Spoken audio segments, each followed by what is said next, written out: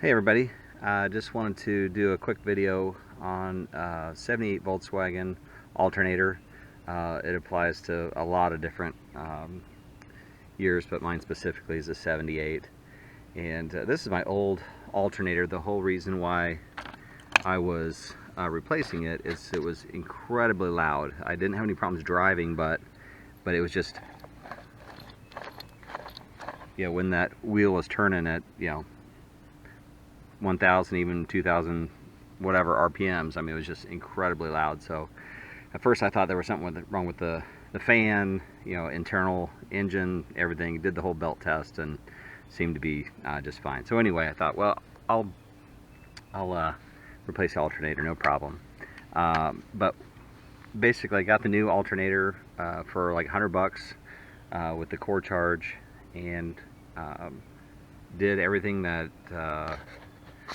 said you're supposed to do, and except the one thing that I missed when I was putting on my new one is what happened was this post matched up as far as the height with my old one. This is the new one, but the big difference is that this little wafer, this little rectangular fiber board, basically goes on this other B plus terminal, and that's what I forgot to move over. I mean, this was pretty dirty at the time, and I just missed it. I mean, so that's just, I chalked that up to inexperience. But so anyway, I've completely fried my harness, and this is the rebuild here. Basically, I mean, it was completely torched.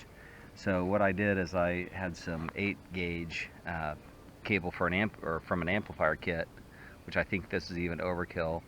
And then what I ended up having to do is I used a spark plug boot, so it's not very pretty, but it's gonna get the job done as far as that goes. But I had a couple. I had to do butt splices here, so I'm hoping that I have enough room when I put the tin on to get the proper clearance. But I went ahead and just did heat shrink and butt connectors, and I've got a really solid connection. And then this is all original that's in the cabin or the engine bay. If I would have been thinking about it beforehand, before I did the butt splices, I would have moved this casing down to here, because this is the part that's pretty exposed. So what I did is I've got a rubber heater hose that I cut, and I'm going to kind of use it as a as the kind of the wire channel. So I'm just doing the best I can, but I feel my splices are really good. I've got really good crimps on here, so I think I'm going to be in good shape for that. But like I said, the whole reason, sorry about that, the whole reason why I'm even in this position is basically where the tin connects. Basically, this piece, this flat piece right here, that little edge touches that big washer right there. And so basically this whole thing is hot, and it's essentially, I just had a dead short. So that was pretty exciting, and it was probably one of the scariest 60 seconds that I've ever had, because I thought the bus was going to go up in flames with all the smoke. So it was pretty crazy. So what I did is I'm going to move this fiberglass piece over to cover this post here. I did cut down. Right now I've got a double nut on here. I'm waiting for a couple replies back. I read a couple threads where they're actually taking the double nut off, because there's just basically, there was a thread and I can't find it. I looked for about an hour and I couldn't find it. So this double nut, I think they said you could go down to a single and then just chop it off. But the important piece is that you cut the post down as far as you can, because what you don't want this, either of these posts or anything that's bare metal on this washer to mess with this.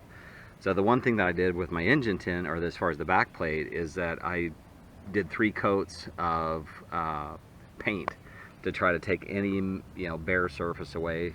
And then I also made a kit, or a gasket here, that I'm still kind of working on, because you had to kind of make it from this roll, so it's kind of a little bit of a pain. But this is the gasket that I used, and I think what I'm going to do is take it just a little bit further and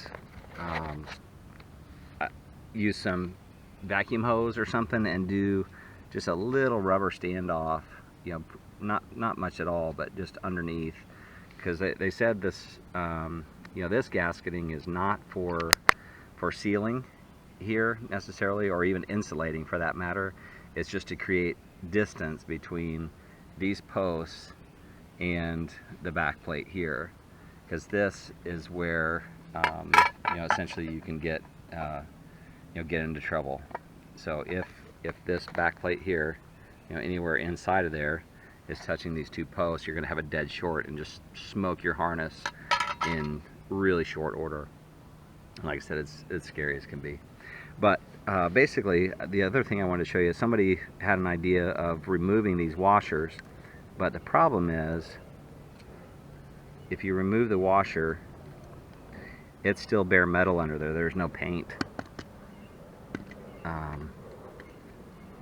Alright, so I'm not going to be able to get to that with my fingers, but underneath that the paint stops there, so that's really not an option, unless, I guess, you know, I could paint underneath it, but for the best that I can tell, this whole thing is hot, but the paint is actually, you know, acting as an insulator, so it's not touching the back plate here.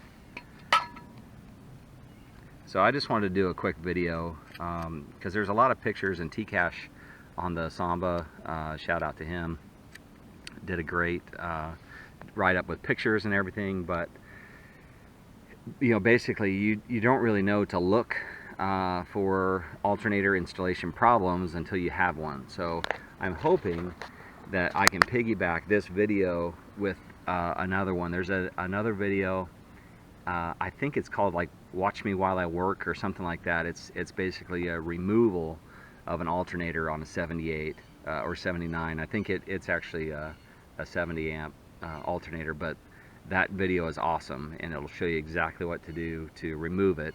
And in the video he does it in about, I think, 11 minutes, 10 minutes, and it's totally doable if you got the right tools together.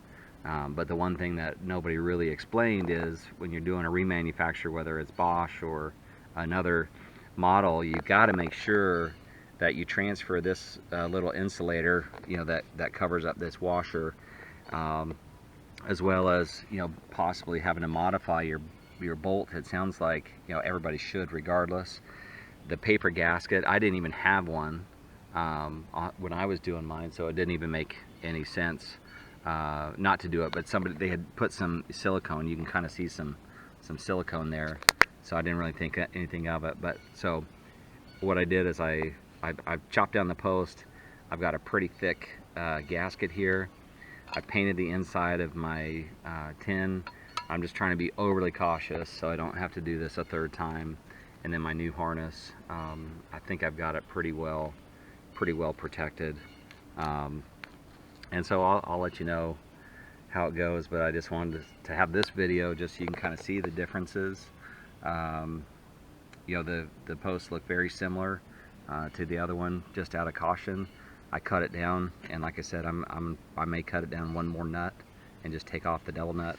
But again, I wanted it to be a supplement to the removal.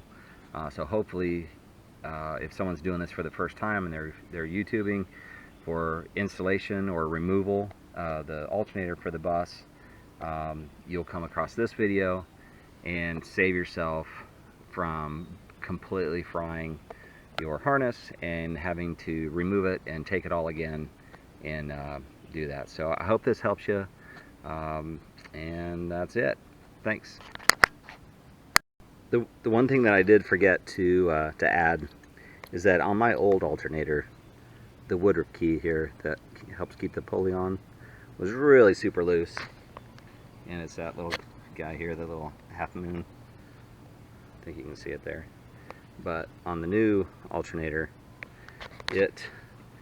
it's almost like it's part of it, but this one's a little bit better. The last one, I mean, I basically had to beat the pulley on with a socket and a mallet, and so I was able to get it off okay too. But this one is in a lot better spot where it's kind of angled toward the front, so I should be able to get the new one on, you know, no problem.